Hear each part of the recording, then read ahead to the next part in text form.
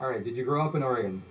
I did not. I grew up in Washington, mostly in Spokane. Oh, okay. And then moved? Yeah, I lived in Washington and then Montana for a little bit, and then now I'm in Oregon. So I read that obviously music was a big part of your life. Did you start really early, or was it something that like you saw was a part of you like in high school or something like that? Or Yeah, I definitely started really early. I had piano lessons when I was really little, so I think I started when I was around 3. And then I took them for about 4 years. But then after that, I was self-taught and taught myself guitar and everything else. Yeah. No teachers? Nope. I mean, I did have choir teachers, so that helped with the singing and, confidence, really. So basically, you probably listened to like 20 different singers and kind of came up with your own style? I think early on I definitely was emulating Norah Jones a lot. Okay. I really liked Norah Jones. Yeah, she's amazing.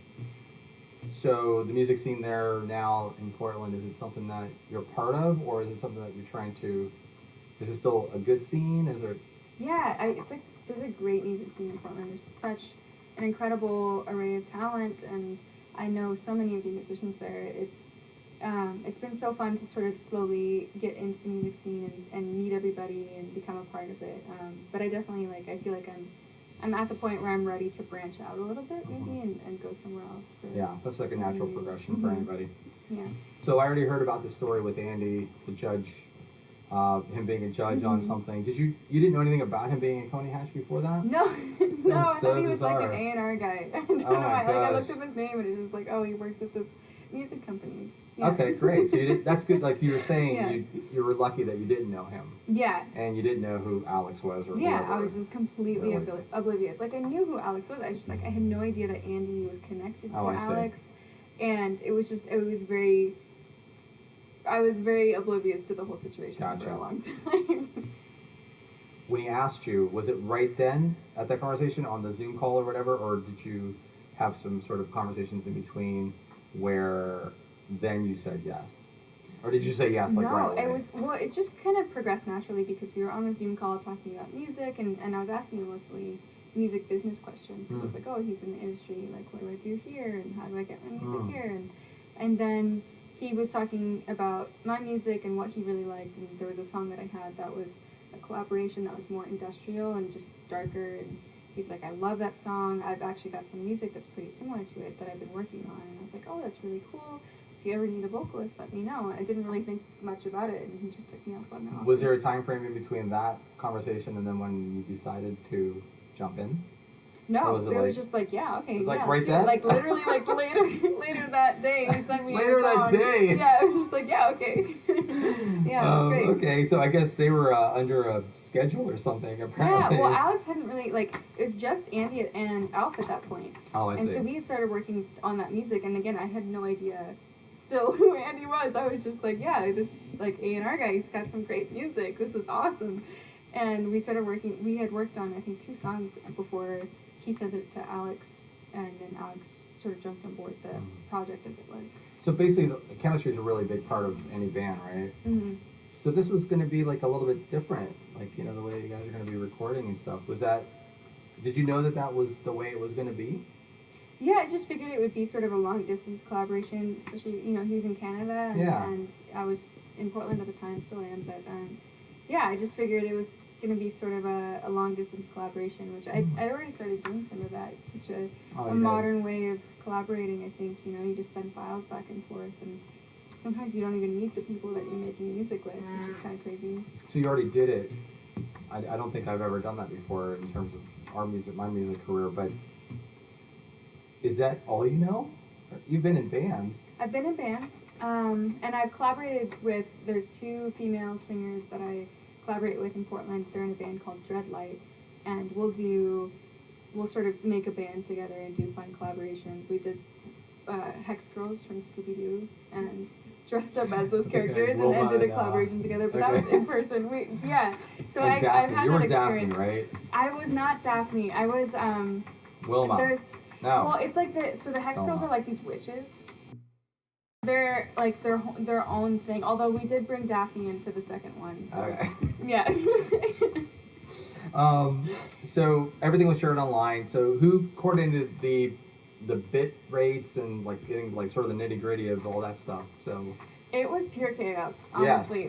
Yes. So I always felt bad for Alf. So Alf was doing a lot of the work of consolidating all of our files and getting everything to the same sample rate, and you know, and it's so funny because I usually record at 96. I'm trying to be more aware of where music is heading, and that's really, you know, high def. Really high def. Yeah. I'm always like at the top. You want the top. Yeah. And then you know, and then Alex is somewhere in the middle. He's at 48 usually, and so is Alf. And then Andy's like 44.1, super low bit rate, like down here, because he likes the old school analog stuff, and he has like really old school analog gear that can't go higher than that. That's so great. we're just like all across the spectrum, and then poor Alf is having to like that's tough to do, resync it and resync it. re-get everything together. So I have so much respect for Alf and all. Did you not change? You stayed at 96, right? I did change. Like I was trying to like each time I was trying to like match. Eventually I was matching Andy at 44.1 on some of them, and then I had a conversation with, and that's the hard thing about collaborating. Long distance is like sometimes you don't have conversations with everybody together, and so I'm trying to like piece together information, and so eventually by the end I realized everything was ending up at 48. So I was like, okay, I'm just gonna record at 48. So he doesn't have to do any changing for it. So, nothing at all. Yeah, eventually we figured it out, but there's a couple tracks in there that were a little like all over the place and scattered. Give me 1 sec. This is going to. There we go. And I forgot to start the recording. These are recording, but I wanted to actually like Pro Tools and shit out of this. Yeah, get those nice microphones. Exactly. Let's get some.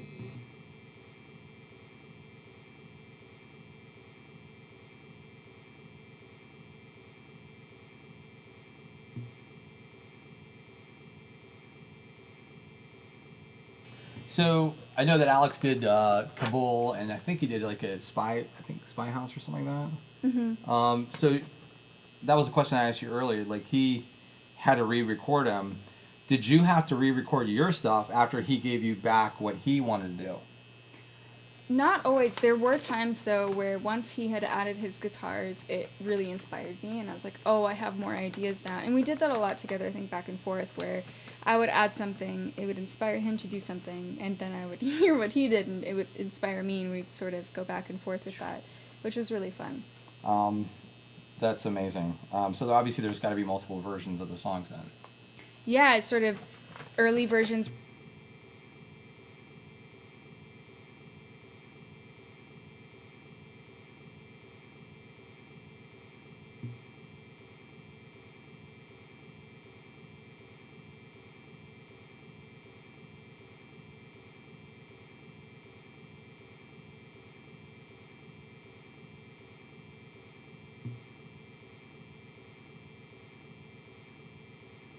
You know, I noticed about your vocal mix, and just to geek out a little bit more, you are very upfront in some songs and very varied in some others. Was that your call? I think that was mostly Alf was doing those mixes with Andy in Toronto. So I mostly just like let them do what they wanted to do. There were some times where I'd be like, oh, I think this could come up a little bit, or I think this could come back a little bit after they would send it, and I would give a little bit of feedback. But it was mostly Andy and Alf. Alf was, running the board, and those guys would get in the studio I gotcha. and mix together. But I let them. You didn't go at mind? it. No. No. I mean, there are certain times where I'd be like, I don't necessarily agree with this, and that's the case with like any band. You have Right. 4 people Turn with the different guitars up, perspectives. turn the Yeah, vocals exactly. up. Yeah. You probably wanted the vocals Yeah. up. Okay.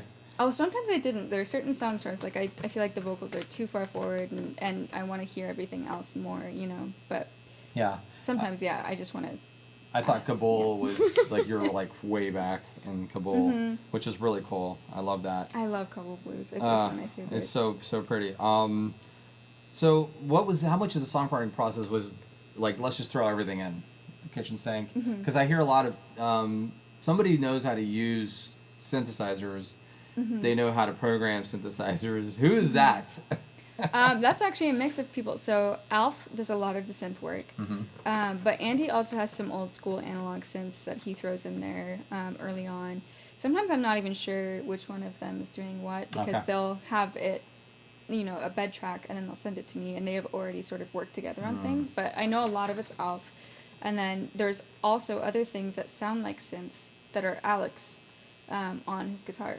And you think, that's right. that's a really cool synth, but it's actually Him playing just guitar. some crazy, backwards, strange thing he's done on the With his guitar. guitar. Yeah, it's really impressive. So who then was the principal songwriter? Or is it different for every song? It's different for every song, but it also was very collaborative. For the most part, so Alex had his songs that I basically added vocal arrangements and lyrics and melodies to. And then I had old strings that I had written. That was yours. But then it changed a lot in the process musically. Like the chords and the structure and everything, the vocal is almost identical, but the music, they stripped out the instrumentation I had in there and brought other elements in that gave it a very different vibe. And then for most of the other songs, like Andy would send me a bed track that was usually like a minute long that he and Alf had worked on. And then I would take that and be like, okay, here's what feels like the verse to me and the chorus, and I would sort of edit it to show my idea for how You wanted it. how I wanted it, and then I would add my vocal ideas to it, and I would incorporate. Usually, Andy had like a little 2 or 3 word hook that he wanted to be in there. Lyrics? Like lyrics, yeah, like 3 words, and it was usually so it's kind of like this weird puzzle, right? So it's like What do he you put wants it in? these 3 words in there, or he'll sometimes like send me a recording of like, this is what I want. I'm trying to think of a good example of that, but like it's a dog's life. It's a dog's life is that phrase, right? And so, and he had some other, and he was really sweet about it. He's like, I have some other ideas, but either take them or leave them. You do whatever you want. And so I would take the things that I really resonated with, and then I would rewrite other pieces or completely write something else around that piece. Oh, wow. So he originally, for Dog's Life, had a completely different like lyrical arrangement that I just didn't resonate with as much. And instead of taking that direction, I was like, to me, It's a Dog's Life is really resonating as feeling like overworked and working like a dog. And he had a different take on it. And he had a different take on it, and I took it into that direction and was like, this is where I'm resonating with it. And then I rewrote the lyrics for it and the vocal melodies, and went really, really aggressive with it. And that was my next question. Yeah. Did you write all the lyrics? I did. I wrote, I would say 90% of the lyrics. Look at that. That's but so Andy cool. would, he'd give me those little seeds and be like, I want this, and then I would write the lyrics around that thing, or he would have a name like Look Inside was the instrumentation, and then just the name Look Inside. I was like, okay, how do those 2 pieces feel like they fit together? And then I wrote Look Inside about introspection and trying to become a better version of yourself. And I equate my analog of that is like when you see an architect and a client walks in and they say they walk in with a kitchen sink, a really nice one, and they go, build a house around that. yeah. Just the sink, Yeah. And it sounds like that's what you guys did. Like you were given 2 words Yeah, 3 words, Three or words, it's 2 just words, a little phrase, or and you had little, yeah. to do your business or do your magic or Yeah. whatever, and sort of build from that. Yeah, That's but then there were other insane. songs like Liar. Andy had already written, like they had already finished Liar with another vocalist, and for the most part, it's pretty much the same. But I did rewrite. Another vocalist, wow. Yeah, I rewrote. It was like an old song that they had done with a different vocalist, and it was more. She's more of a traditional rock vocalist, and kind of like an old school voice, and they're like, we think this could be a good song for this project and with this style, and so they're like, you can rewrite whatever you want and make it your own. And so I rewrote some verses, and then made it more the style of the other songs. And That's interesting. Yeah. Was she used in any of the other songs, even as like a backup, the other singer? no, yeah, I don't think so. But I think they had some other stuff that they had done with her as I well. see. But yeah. Before they met you. Yeah. Moving ahead to the tour, so we talked a little bit about how difficult this is, but is it vital in this day and age to tour, or can you do everything online and build a presence around yourself that way? I really don't think you have to tour. I mean, like Enya never toured. She We were didn't. just listening to Enya, and She she sold just 300 million records. she's got it down. But I think it really depends on the music and the audience and what you're doing with it. But I don't think we need to tour. I hope we do. I hope we do some shows, and I think there's a chance we will. But I definitely don't think you need to. You don't need to. I'll keep that in the back of my mind, Yeah. Tara. But was it your plan to tour your own songs after you did the project with everybody, or did you already know that you were going to be touring your songs before you met them? I already knew that I was going to be touring. Wow. But mostly because we had planned this tour and then COVID happened, and so it was just chaos trying to reschedule everything. But it sort of just worked out timing wise that we had the NBFN album done. Gotcha. Yeah. So obviously this is a do-it-yourself kind of world. Has it always though been that case? Is it any different than it has ever been? Oh, it's so different. Oh. It's so different.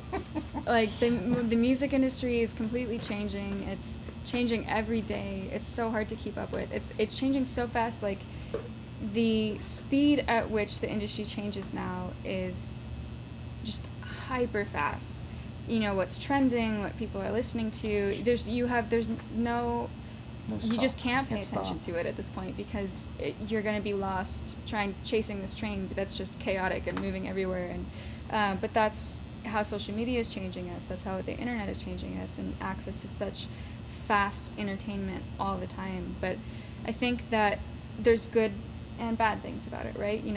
People anywhere around the world can become famous in an instant now. You don't have to have a label. You don't have to have money even. You have talent and you have luck and you have timing on your side, and you can blow up. And and that's amazing. And that I love that accessibility of it. I love that anybody can record themselves now, that you can have a home studio anywhere and record amazing music. I love that it's accessible to anybody. But at the same time, it's oversaturated. Everyone's drowning and nobody's making money, right? Because the value of music has gone down because you can listen to anything for free. You don't have to pay for it. We were just doing it. Yeah. Spotify pays you Nothing. hundreds of a penny for a stream. It's a pittance. It's like there's no value for music anymore, and yet it's everywhere. So is that why you're saying you have to tour? I do think you have to tour. I think if you want to make money, Yeah, that's what I was asking. touring is important. Yeah. But I don't think it's absolutely necessary.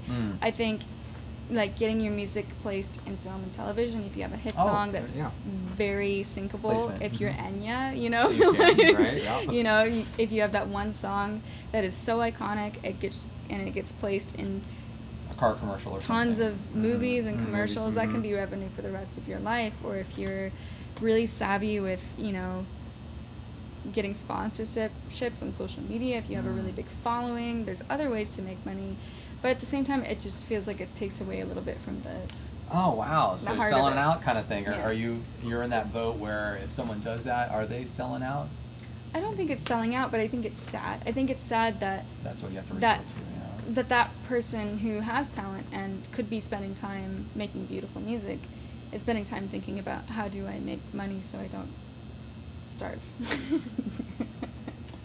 Yeah, that's a very good question. Yeah. And a good point. So I had questions about how do you advertise yourself. You're just going online, I'm sure. And do you feel overwhelmed after starting the tour? I do feel overwhelmed, but I felt overwhelmed before the tour, so. Before the tour. Okay, so this might be therapy then for you. Mm-hmm. Okay.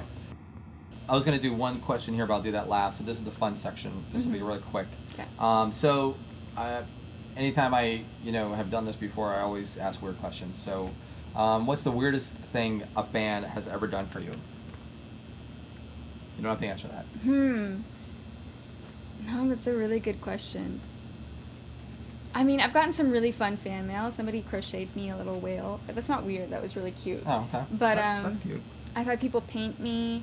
I think just like the intensity is sometimes what's weird, but that's part of it, I think, but I'm genuinely an awkward person, so I tend to not judge people for being weird because I feel like I'm weird.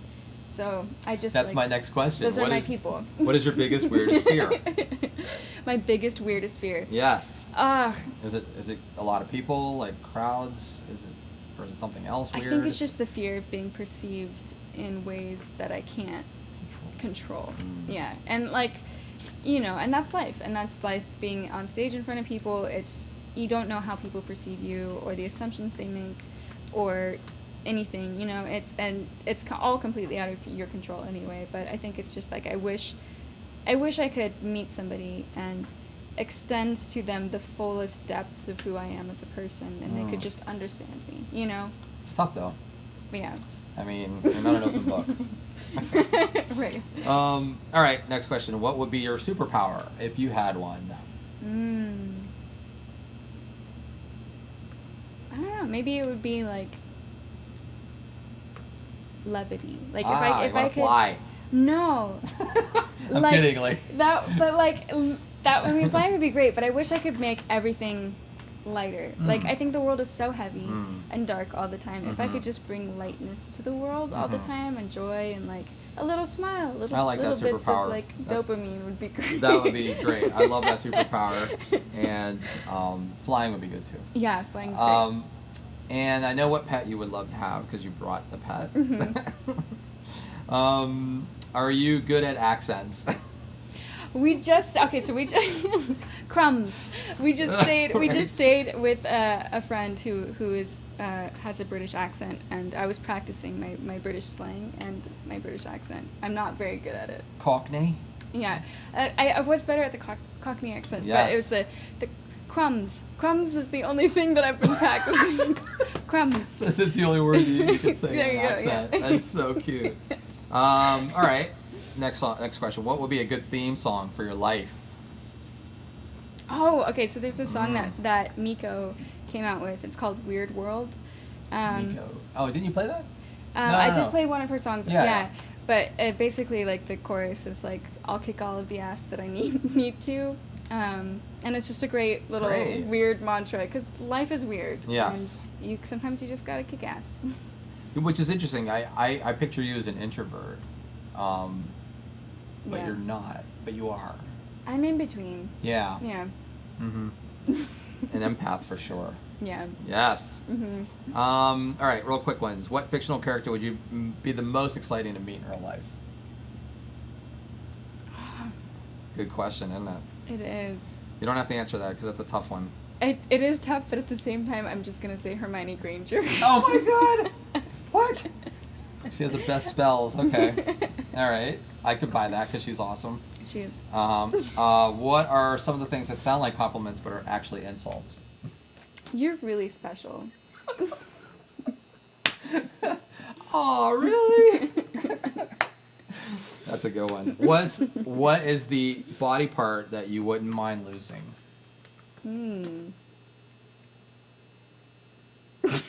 It's about the first thing I thought was my brain. Done. That's a good one. Just get Because you rid of wouldn't it. mind losing, right? Because you want to get rid of all that heaviness you were just talking about. What's the most useless talent you have? Ooh, useless talent. Okay, that's a good. Well, I can do that. I can cross my eyes and do the like. One where you- side. Yeah, it's pretty useless. There's not much you can I'm do gonna with have to that. bring the camera up closer Yeah. for you to do that. That's really weird. Yeah, don't do that again. Do you sing in the shower? I do sing in the shower. Yes. Mm-hmm. I think everybody kind of does. But, and the last question before the heavy one is, what's the weirdest question you've ever been asked?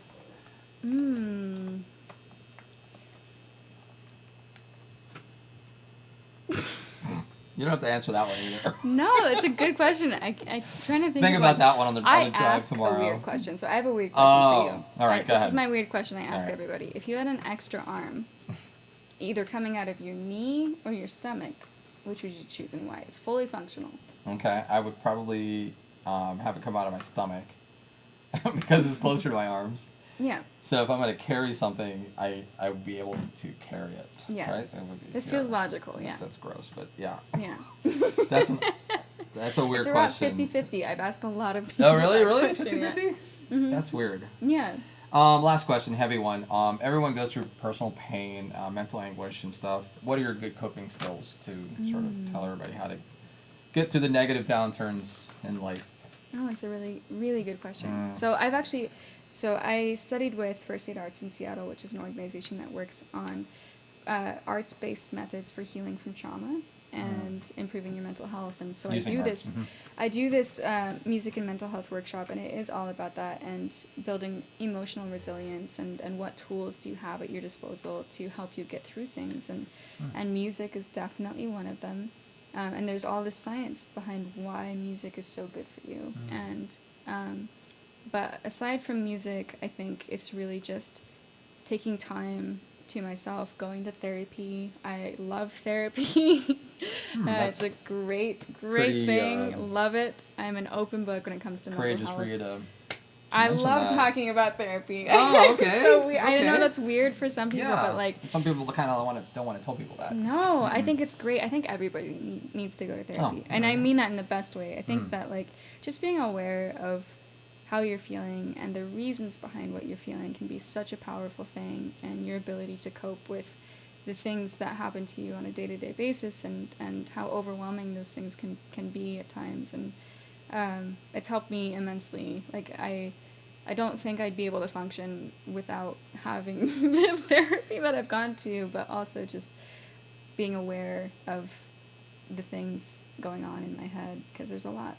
That's really courageous to say that, because no one's ever gonna show their sort of like their soft side, or they don't want to show like the bad stuff. I am a chronically vulnerable person. I Oh love my it. gosh, I love it. That's great. Well, Maybe thank it's you so sadistic, much. I don't know. Thanks. That was awesome.